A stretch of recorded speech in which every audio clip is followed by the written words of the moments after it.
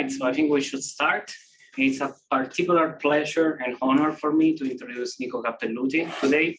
Nico is an assistant professor at the physics department of the University of Miami. He got his PhD at the MPE, the Max Planck Institute for Extraterrestrial Physics, working and giving fundamental contributions to the Cosmos survey. And previous to Miami, he was a YCAA Prize Fellowship at the Yale University. He's particularly interested in employing wide field multi-wavelength surveys for finding observational proxies for the formation of mechanism of supermassive black holes, determining the origin of cosmic backgrounds, studying AGNs, active galactic nuclei, clustering, and investigate the nature of dark matter. So on a more personal note, I have to say that ultimately, maybe the most important reason why I'm here in the US is because this guy in 2016 convinced me to make the big jump over the phone. Who's regretting it now? Yes, so I have to admit that 6 years later, I'm very happy to be here. So if I'm bothering you in some way being here, you should complain to this guy because it's ultimately his own fault. Yeah, and Priya's. And today we'll be talking about the early universe in a primordial black hole lambda CDM cosmology. Go ahead. Okay, thank you for the introduction. The rise of popularity of primordial black holes in the last few years led us to a new journey in studying how we can explain the nature of dark matter and at the same time the origin of supermassive black holes and in particular their sins. But let me step back to the origin of the problem. So this is the measurement of the cosmic X-ray background as a collection of several of data from several missions dating all the back to the 70s. And one of the major mysteries in this spectrum that you see peaking around 30 keV is why is it peaking at 30 keV when we usually see that the spectrum of active galactic nuclei is mostly represented with a simple power law at least below 10 keV. Now the answer came with the latest mission, starting from Rosa, Chandra, and Newton, who were able actually to focus X-rays and resolve X-rays in the X-ray background that it was in the past a background, and they were able to resolve it indeed into point sources. So yes, is there a discrepancy near the peak? Yeah, different probably. Surveys. Yeah, these are all data, probably balloon data from probably they're instrumental. Yeah, but near the peak, it's more or less there is good agreement. The differences are within the systematics. Okay. So, and in fact, if you look at the spectral energy distribution of an unabsorbed AGN, and here you see from left to right the spectral energy distribution of from the infrared to the X-ray, and on top you see the corresponding image. You see that the active galactic nuclei span a whole range of wavelengths with three main features. One is coming from the torus, the second one is the big blue bump, and the X-ray componentization effect, which mostly comes in the X-ray. But these active galactic nuclei, especially the unabsorbed, show a continuing power law all the way up to high energies. But we now know that the majority of active galactic nuclei are indeed obscured by a strong, a thick layer of dust that can even be Compton thick. And they reveal themselves mostly in the hard X-ray and in the mid-infrared because of the heat of the torus and the transmitted component of the X-ray continuum. So the mystery of the cosmic X-ray background has been mostly solved, or at least for the shape of the spectrum, has been solved by introducing in our modelings and looking for them in a huge amount of obscured quasar in the whole source budget, making the X-ray background. Well, now when active galactic nuclei become actual sources for surveys, we can actually start treating them as we do it in other wavelengths. So what we first do, we detect them, we identify them in other wavelengths, we measure their redshift, and we actually measure their luminosity. And here what you see is an example of the deepest X-ray luminosity function for AGN, where basically you see as a function of the luminosity, the space density. And basically what we see is that as for galaxies, we see that the lowest luminosity objects are the most abundant, while if we go at very high luminosity, these sources are extremely rare. But this is only a snapshot. This here is a redshift 4, which is the deepest one and the faintest, basically the faintest regions we can achieve. And here you see a work is almost 10 years old from Yoshihiro Ueda, who measured the space density of AGN as a function of redshifting bin of luminosities. And what we see is that the typical behavior is so-called downsizing behavior, where we have the most luminous AGN, who are the least abundant in the universe, to peak early in the history, with the highest amount of AGN are in the local universe at very low luminosity, and basically very few local AGN at very high luminosity. But what is very interesting is to study this region here. And the reason is because we have seen at very high redshift, especially from optical surveys, that already at redshift 6 or 7, we are able to find a 10 to the 9, 10 to the 10 solar masses black hole already in place, meaning that their growth is somewhat mysterious because the amount of time available for their growth is extremely short from the Big Bang to redshift 7, being of the order of much less than 1 giga-year. And so we need to look for them, but they are somewhat elusive. And the reason is because so far we have been able to identify only the most luminous of them. And on top of that, we know that at higher redshift, the majority of quasars are expected to be obscured. So we are basically only see the tip of the iceberg of this population of sources. But the main reason, the main question we are asking ourselves: how do we form these supermassive black holes so quickly and with such a high mass, when we know when the only known black hole formation mechanism is stellar collapse, which yields a few solar masses in black hole mass. There is Mila online that wants to ask a question. Yes. Hi, Nico. I think you just got to this. I think you are muted, Mila. Okay. Yes. Can you hear me now? Yes. Yes. Hi, Mila. Hi. So I think you just mentioned this, but when you talk about how there aren't low luminosity AGN at high redshift, isn't that, I mean, are you applying a correction for the fact that yes, low? we don't see that. Yeah, obviously we don't. We know the selection function of how many we miss, how many we see, and then we correct for what we see.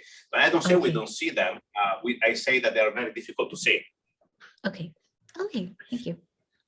Okay, so the main question is, how do they form? How do we make these supermassive black holes in such a short amount of time? And if we take now the deepest surveys ever performed by the Hubble Space Telescope in the optical and near infrared, and if we take the deepest surveys taken with Chandra, we still have no evidence of any supermassive black hole seed at redshift larger than 7 in this survey. So we are somewhat at a we are somewhat stuck with the technology for detecting these very ancient sources, and for the main reason is that Chandra has basically reached its sensitivity with the with depth, and on top it has lost lots of sensitivity due to contamination. But at the same time, as I showed you, if we want to have a chance of detecting very high redshift quasar, we need to find luminous quasar because they're easier to detect. But luminous quasar are very rare, as I showed you from my luminosity, from the luminosity function. So Hubble and Chandra can only survey pensive beam area of the sky, and so we will need much larger area at the same depth over very large areas of sky to be able to detect any of them. And a solution in the future will be probably the Roman Space Telescope, and probably somewhat also JWST and next generation X-ray survey. But just to give an idea, what do we want to see with future telescope, and what problem do we want to solve?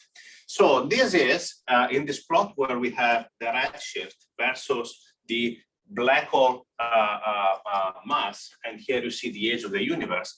We see with this listed with this telephone number is EULAS J1120, which is the highest redshift quasar we know, and here is the expected growth from a seed of the order of 10 to the 5 solar masses at redshift 14 from a simulation made by a guy named Fabio Pacucci. And we see that under the assumption of an almost constant Eddington growth, we can explain this source with having an origin in such a black hole with a very high mass. Now, there are several theories how we can form this supermassive black hole of 10 to the 5 solar massive at redshift 14. One of them is the so-called direct collapse black hole. Another one is the emergence of black holes in clusters. And another possibility is the evolution of massive stellar remnants for top 3 stars. But we can see that even with the assumption of constant Eddington growth, we cannot explain EULAS in the with this type of seeds. Now, we can summarize what has been found and what we want to see in the future with 3 main questions that we want to address. First of all, how did the first supermassive black hole form and grow so rapidly in the early universe? And then we want to have a complete census of this growing supermassive black hole from cosmic dawn, redshift 6, to the peak of the formation, because we want to see how they move from a seed to populate the whole mass spectrum of quasar. And also we know now that supermassive black hole accretion influences very strongly the evolution of galaxies, as we've seen in our SED plots, and how they are related with Leslie structure. Well, now we can either stop here and wait for new generation of telescope, or we can try to look beyond the sensitivity of our instruments. And the way we can do it is the following. So this is the deepest Spitzer image ever taken. And it has a magnitude limit of the order of, I would say 25-ish, okay? And this is the EGS field, I believe, or no, that's the Gauss field, so it's Chandra field south. And you can see here that even if we identify each of the sources and we measure a redshift of each of these galaxies, it's basically impossible to, we didn't find any of these candidate very high redshift quasar. So we try to do something more a bit more extreme. So we removed all the detected galaxies from this image, and we went to study what is the distribution of the remaining light in the background.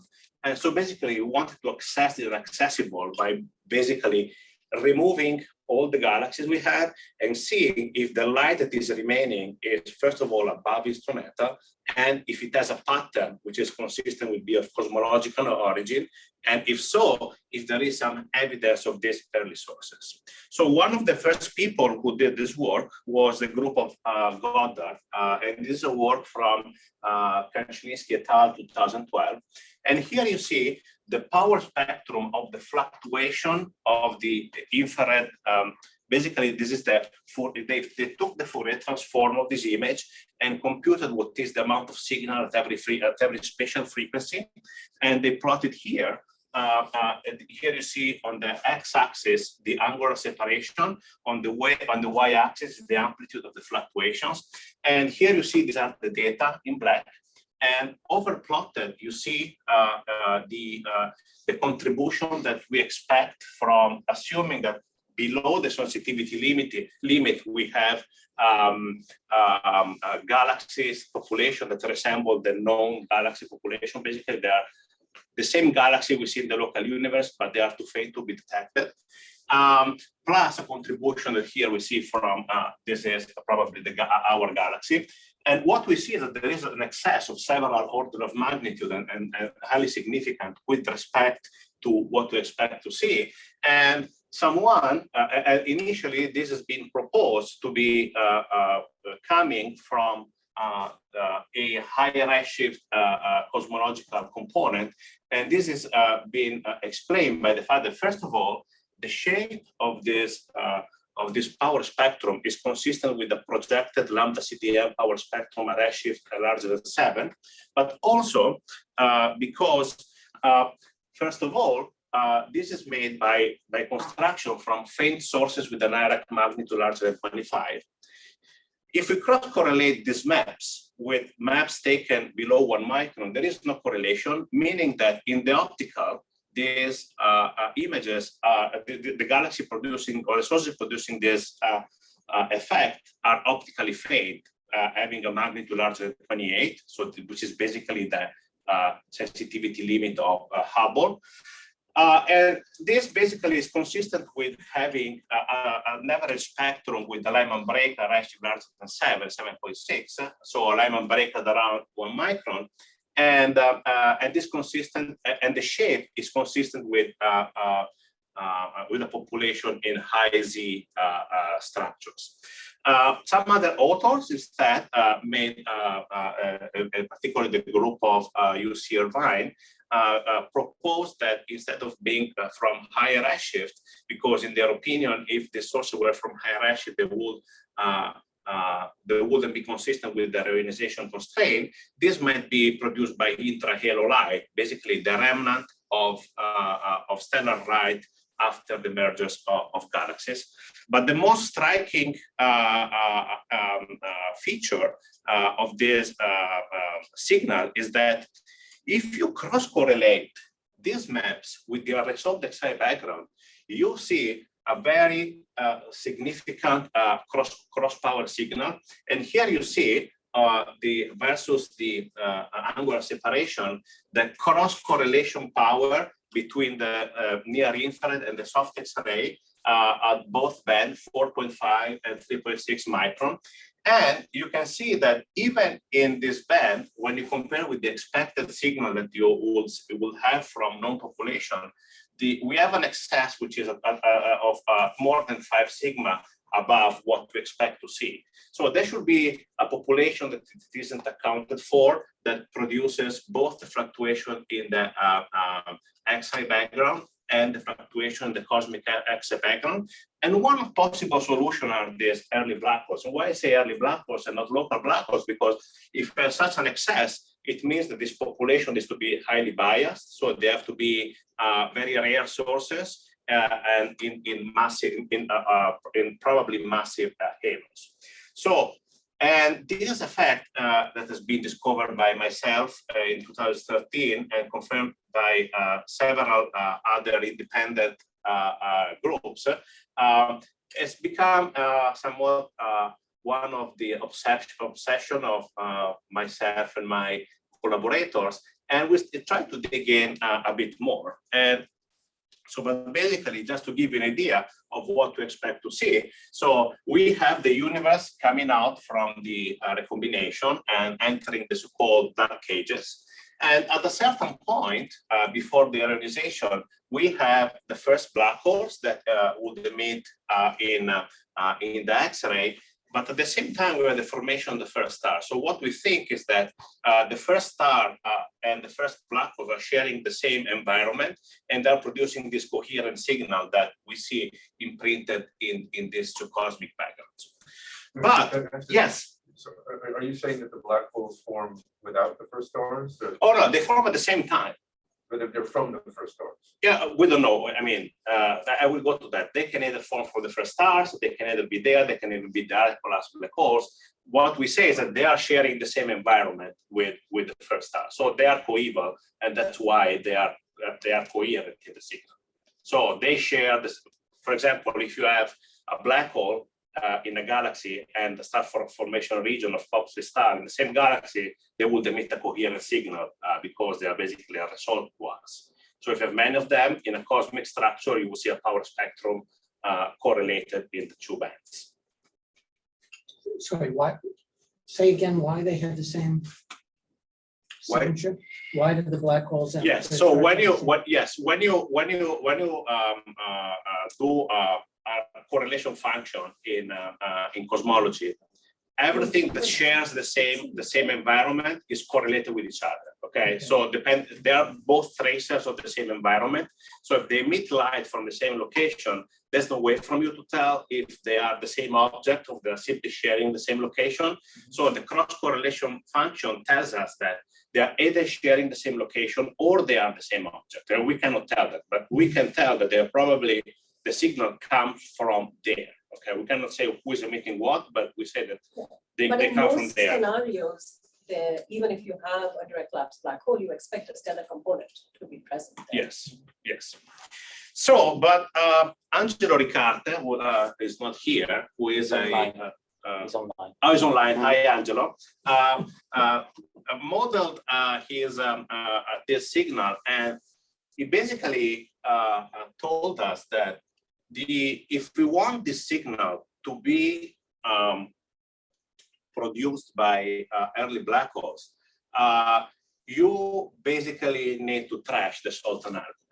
So basically, the sultan argument tells you that if you want to explain the local M sigma relation, the local abundance of relic dormant supermassive black hole, you need to assume that all the black holes grow over time in a quasar phase, and eventually start from and eventually during through phases of accretion, they reach the local mass function, and this cosmic growth has been measured through the quasar luminosity function, and this is a work from I think it's from Hopkins in 2007. And Angelo told us that no matter what what type of seeding of black hole we put there, the sultan argument cannot be satisfied by saying that the sultan argument cannot be satisfied to explain our signal as coming from high redshift, simply because we would require too many supermassive black holes in the early universe. Now, and here came our new possible solution that we have been working on the last couple of years. What if we did not need to satisfy the sultan argument? So the sultan argument basically is valid only if the local supermassive black hole mass function is uniquely determined, and if it's produced by the growth of quasars, right? So, but as measured in the UV. yes. As measured in the UV, so the quasar luminosity. And then we also got this very interesting results from LIGO, where there are black holes more massive than what we've seen in through electromagnetic interaction or predicted by stellar evolution, and so by seeing black holes of the order of 10 to 100 solar mass, we still might be still consistent with merger of stellar black holes. They have another interesting feature that the pre-merger spin is mostly consistent with 0, so which is not consistent with being of stellar origin. We expect the black hole of stellar origin are spinning, while on average they have a 0 spinning, while after merger they show a spin which is consistent with the conservation of their angular momentum, I assume.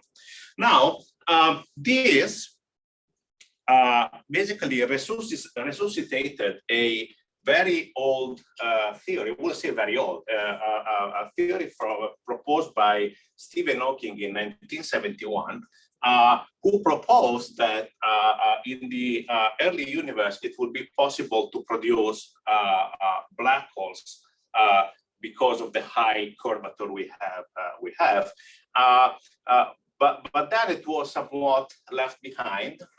But the after LIGO, we had a strong a new wave of this is the number of paper on PBHs as a function of time, and then you see that after LIGO we had an explosion of this paper, and this stops at 2018. I believe now we are somewhere here, and these two papers are somewhat meaningful.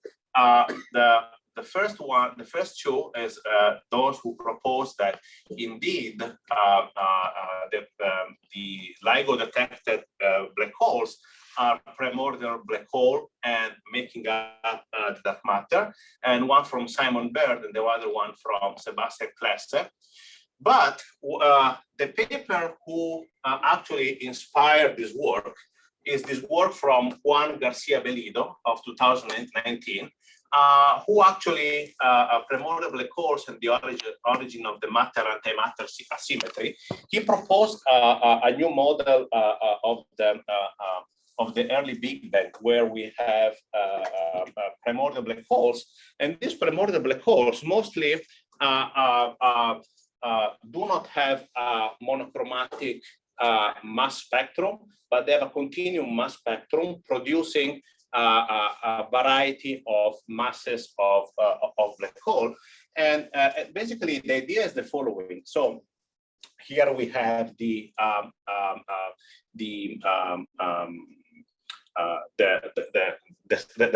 cosmic times versus the typical temperature of the energy of our transition. And in order to have the baryogenesis, you need to have processes that violate the lepton and baryon number conservation. And one such phenomenon are the so-called the spherular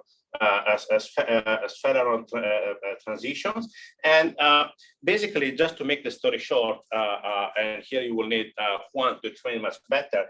Basically, the curvature is everywhere very high in the early universe. Because basically, everything is supposed to be a black hole, but the sound speed is very high that it prevents the collapse of the black hole. But during this phase transition, we have the phase transition itself reduces the sound of speed and allows the collapse into a black hole. And in particular, each specific phase transition produces, for example, the electroweak, the formation of protons and neutrons, pions, and electron positron annihilation, produce a different peak in the primordial black hole power spectrum. So with Bellido Garcia produced this prediction of PBH's mass spectrum that spans from a fraction of a solar mass, having a peak next to the Chandrasekhar mass, and all the way down to 10 to the 5 solar masses. And at 10 to the 5 solar masses, we have basically 10 to the 5 to the 6 solar masses, where we have the electron-positron annihilation, which is basically what produces the seeds eventually for supermassive black holes. Nico, Yes. you're asking online, what did you say that the assumption of the Sultan argument, the one that could be wrong? Oh, well, basically, so the Sultan argument assumes that you need there has to be quasars that produce the local mass function, while if we have, for example, primordial black holes, we don't need to have the Sultan argument is not necessary because the mass function is not driven by accretion. And then was slightly modified to this power spectrum, this mass spectrum, to accommodate the current observing constraint of primordial black holes. Now I want to make a caveat here. All the current constraints that you see from primordial black holes are mostly wrong. And the reason is because they all assume a monochromatic mass function. In this work, we assume a broad spectrum mass function, where basically we have the peak at 1.4 solar masses, that we have our supermassive black hole, and here you see picking up through accretion the quasar. So basically, PBHs produce the seed from what we will see later, becoming the so-called Sultan argument, but not all these black holes actually contribute to that so-called Sultan argument. Now, and actually interesting is that if you compare the space density of supermassive black holes, for example, of Sagittarius A star black holes or intermediate mass black holes seen around the center of the Milky Way, we are somewhat, this is somewhat consistent with what we actually observe. And how do they behave, these primordial black holes? So let me now go and try to explain our model, which is somewhat complicated. But you have to imagine that primordial black holes, if they made all the dark matter, okay, let's make the assumption now that all the dark matter is made by primordial black hole. Obviously, our model works only even if primordial black holes are not do not make the whole dark matter. But for the sake of this work, we assume that FPBH is equal to 1. So the fraction of dark matter in PBH is equal to 1. And is this a crazy assumption? Well, our works assume that, but it's not crazy in my opinion, because if we look to the current constraint into particle dark matter, basically, if that matter was weak, most likely we would already have detected it. And so we probably, we are not wrong in looking somewhere else. So actually, astrophysically, I thought microlensing limits are quite strong. yes. How do you get over that? Well, yes. So microlensing, indeed, there are some. I don't have a slide here, but there are work from Ogle that show that they identify several about 1 solar mass microlensing event that don't emit light that are consistent with big black holes. So, but most of the macho work are for black holes of less than first of all, are very old and consistent with, and they were exploring masses below 1 solar mass. So I think that the new measurements of Ogle are completely overruled this microlensing previous constraints. So I can give you the reference after the talk. So you're saying that microlensing is consistent? There are new results. 100% of the dark matter being No, but Ramesh, the point is that the mass spectrum, show that mass spectrum again, right? Yeah. That the fraction that they contribute is consistent with this broader mass spectrum assumed for PBHs. Yes. So it's a function of mass in the. Let me go ahead. So we can discuss this after the talk. So basically what happens, we know that after the recombination, dark matter and the AGM have a relative speed. And if a black hole is, if dark matter is made by black holes, these black holes encounter a stream of baryons, and basically you can assume that this black hole will eventually grow through Bondi Hoyle little capture, and they would eventually produce an ADAF spectrum. I would refer to Hasinger et al. 2020 for all the details about this work, but basically what we expect to see is that each of these primordial black hole, only for interacting with the baryon through the stream of dark matter, they will emit somewhat light, and they emit through an ADAF, and the amount of light that they emit, here we see it as a function of the PBH masses weighted for their density. Basically, you see that the bulk of the emission is produced by the most massive black holes, even if they are less abundant. But we will see that most of, and this is the bolometric luminosity, and they will keep growing all the way to from redshift 10 to redshift of 1000. However, and here, once you integrate it, this is the surface density of cosmic backgrounds at 0.5 to 2 keV and 2.5 micron. And they will actually produce 1% of the cosmic X-ray background and a small fraction of the cosmic infrared background. So, which is consistent with observations. Now, regardless of the model, okay, now let's have a look how our universe would look like if this model is true, okay?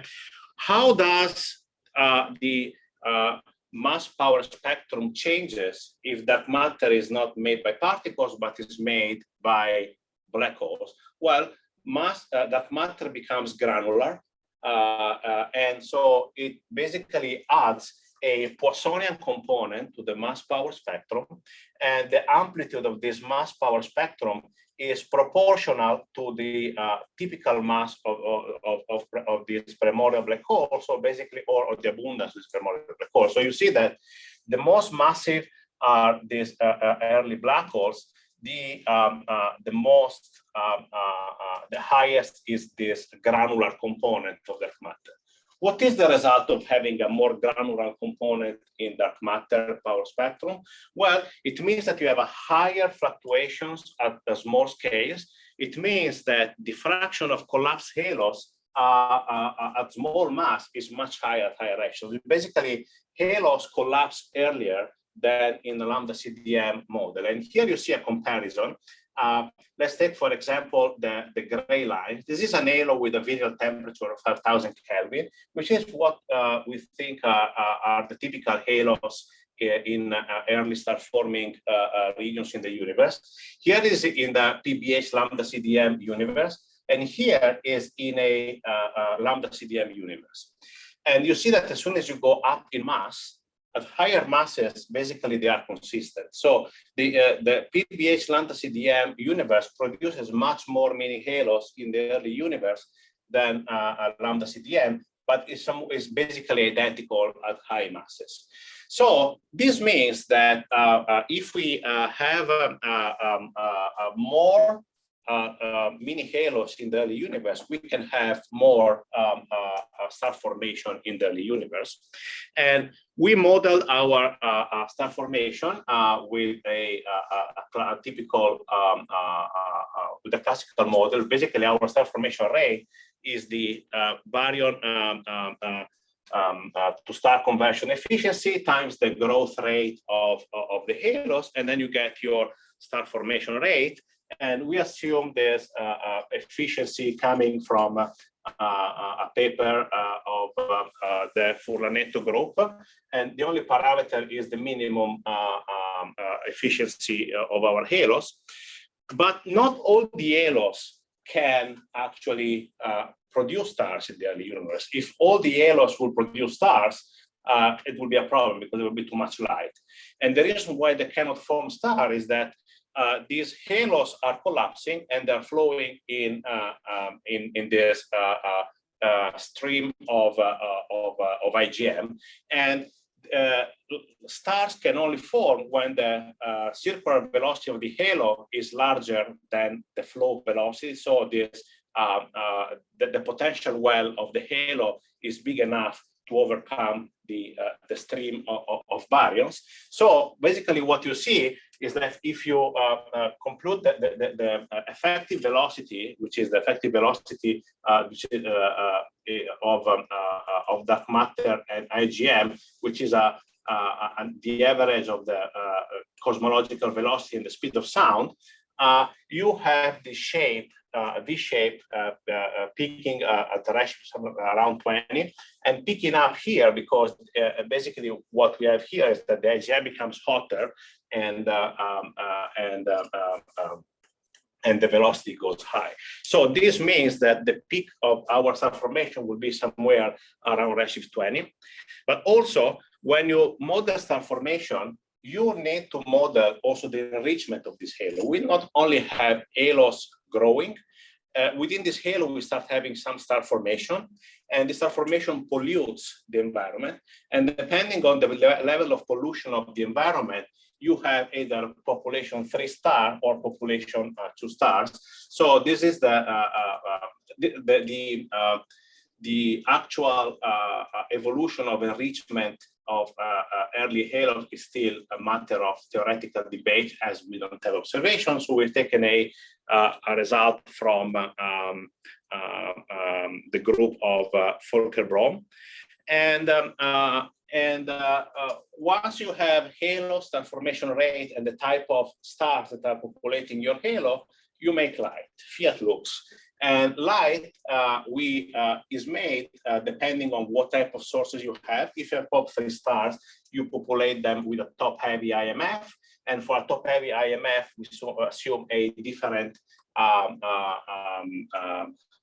type of population, mostly massive star that has a completely different SED with respect to where we have population 2 stars, which is fainter, we have less light per unit mass and distributed with the Krupa IMF. So, and once you have optical light, you have star formation rate, you have the mass of your halos, you have your SEDs, you need to add also X-rays, so other sources of light. And X-rays, the majority of the X-ray, we believe, comes from high mass X-ray binaries. Okay, and high mass X-ray binaries have been found that have an X-ray luminosity in a galaxy disproportional to the star formation rate.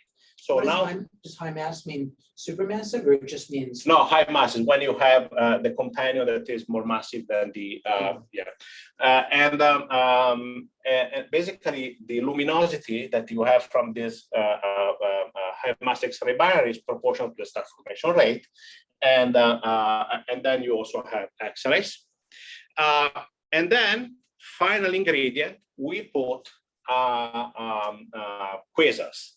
So by definition, in a PBH lambda CDM universe, you have that the number of black holes per unit mass and halo and unit mass black hole is proportional to the fraction of the matter constant times the ratio of the mass of the halo and the mass of the black hole.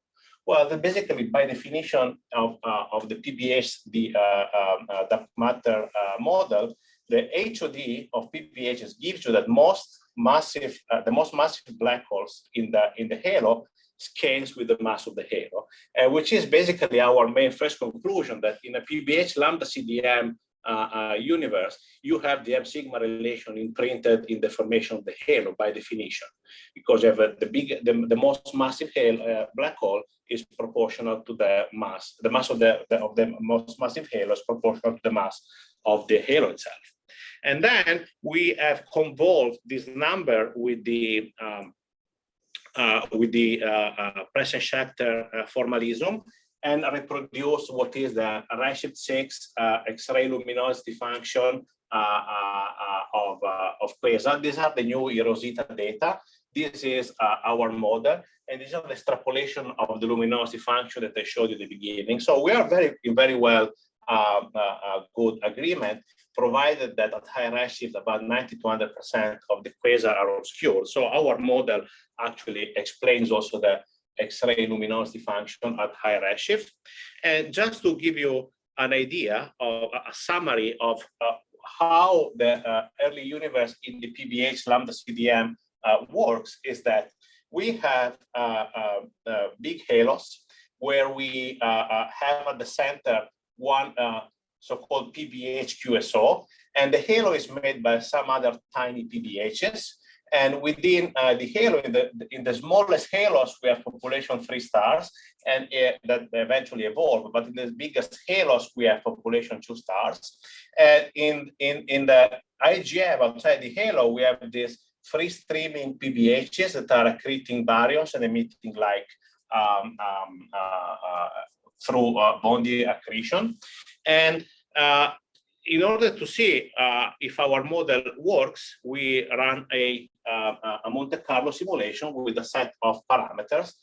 Basically, our parameters are the star formation efficiency and the escape fraction. And we run it for, I'm not going to go through all the results, but we run it for several scenarios of enrichment, several IMF. But the take-home message is that the escape fraction and the star formation efficiency rate that we need to have for population 2 or population 3 star is of the order of fraction of a percent, which is not any different from what we have in a regular lambda CDM universe. And here is our predicted star formation history. And we basically minimized our Monte Carlo by having basically 2 sets of parameters. One is the star formation rate, density measure, redshift up to 10, and the Planck ionization rate. And basically, you can see that we can actually reproduce what has been observed all the way up to redshift 10. But the interesting thing is that if the universe if dark matter is made by PBHs, we cannot rule out cases where actually star formation happens in bursts early in the universe, with some scenario when you have peaks around redshift 30 or even 20. But overall, the end result is the same, meaning that we create our model in order to be able to reproduce the universe the way we observe it. And the very last and important result is, do we explain ionization? Well, yes, this is our predicted Thomson scattering, Thomson optical depth as a function of the redshift. And basically what you see is that we can basically reproduce it with, especially with one set of especially with the late, this is the blue is the late enrichment case. So basically where stars from late, but the path that takes us to the complete ionization of the universe can vary very much. And remember, if the universe ionization changes, it also changes the temperature of the AGM, and so it also changes the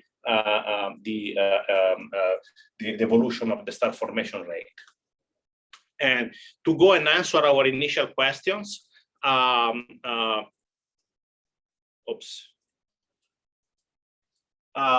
what is the cosmic X-ray background production rate? So this is the level of the resolved X-ray background measured by Chandra.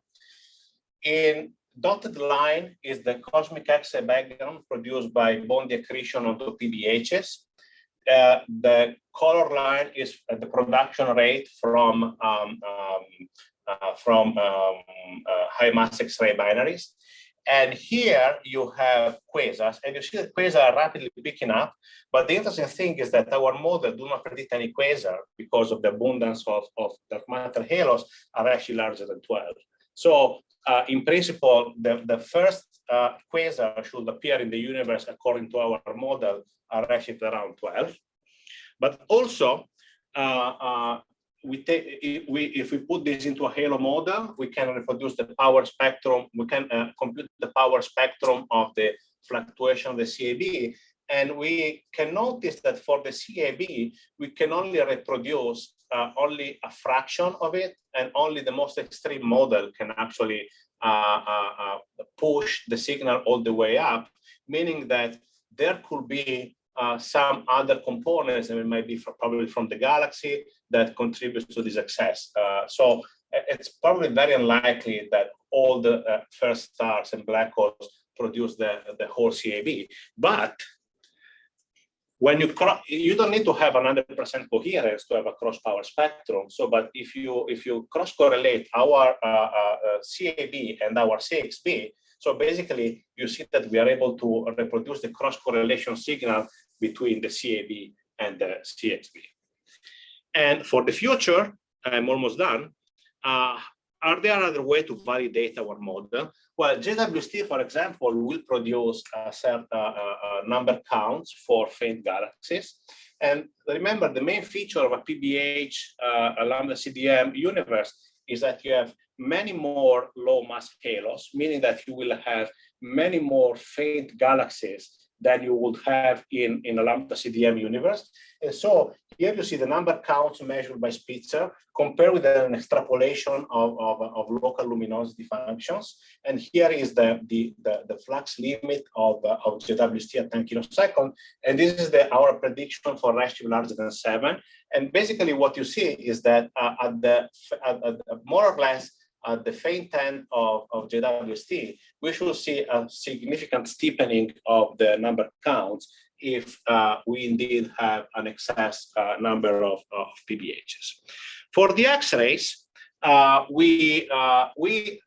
told you that Chandra is trying to survive and produce amazing results. But in terms of surveys, the power of Chandra is almost exhausting. So we need to move on. So, and we are proposing together with a team at Goddard and the UMD, with the PI Richard Mushowski, a probe for the next call of probes that will happen next year, called Axis, that will have the main difference with Chandra of having a constant angular resolution across the field of view with a much larger field of view. So being able to survey the sky with the same accuracy on very large areas, we will be 10 times more sensitive than Chandra pre-launch. We will have very fast view, and basically will be very important for example, gravitational wave events. Very low backgrounds will be most likely what will take us to links in about 15 or 20 years. And if this will be approved, launches somewhere in the early 2030s, and that will be complementary with Athena. And this is the type of mission that the Decadal Survey kind of endorsed in their last report, together with Far Infrared Probe. And if you are interested in this type of mission and to participate and join some of our working groups, feel free to take a screenshot of our QR code, and we are very happy to welcome people with ideas on board of the mission. And let me summarize. The PBH lambda CDM model requires no new physics to explain dark matter and supermassive black hole seeds and their evolution. So it can also explain the M-sigma relation as a direct consequence of the growth of PBH dark matter halos. Our model can explain the CXB versus CXB cross power signal, but only partially the CAB fluctuation excess. With JWST, we can actually probe with the counts our model, by expecting a steeper relation. And but at the end of the day, the PBH lambda CDM universe wouldn't look much different than the lambda CDM universe. It's just easier to model from the theoretical point of view. Thank you very much.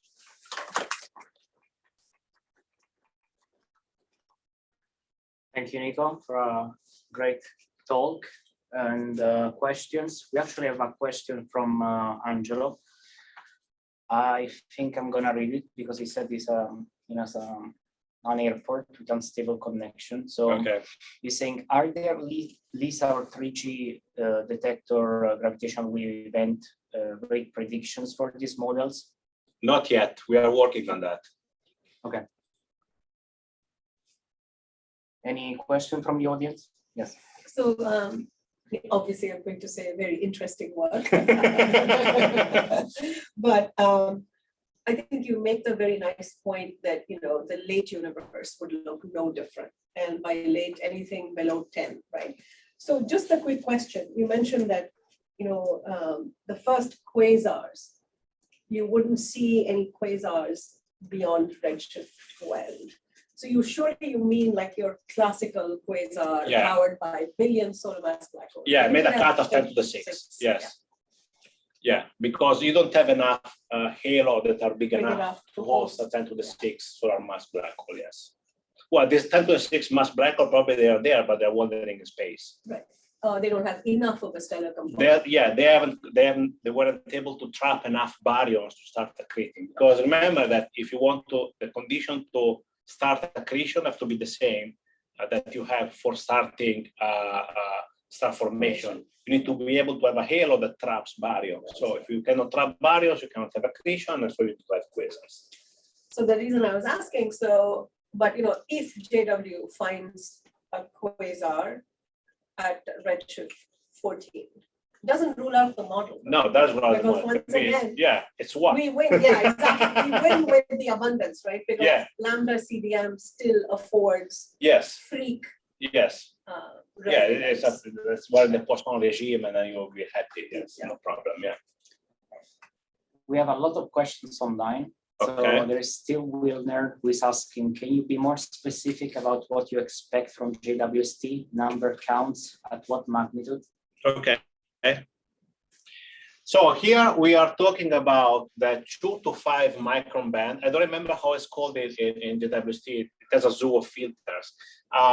But basically, we would expect to start seeing a deviation around the magnitude 28, 29 in this band.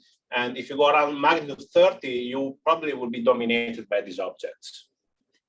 So here, I mean, this is depth of 10 kiloseconds, but I probably there will be fainter observations over time. So it's not much deeper that you have to go if you want to actually probe this faint end of the luminosity function of their source counts. Okay, yeah, we have a question. Yeah, sure. So this is, I'm not sure if this matters or not, but when you started talking about the coevolution of the stars and the black holes, are tidal disruption events at all important for this? Yeah, we haven't tackled them yet. Because we haven't yet started working off the clustering of black holes within the halo. This is a totally different. It will require a much further investigation. So I cannot answer your question right now. Yeah, we've not looked at any time domain sort of signatures yet. Okay, so I'm just thinking the aggregate, like averaged. Yeah, but that's a very good suggestion. Yeah. We have Dan Swartz online, if you want to unmute yourself. Yeah, I can't type that fast to ask the question. Isn't there a tension between dark matter being truly dark and the fact that your primordial black holes, at least some of them, can accrete and light up? I guess I fundamentally don't understand why you calculate or how you calculate that only 1% of the X-ray background comes from these objects. That's a very good question. That's a very good question. So the reason is that if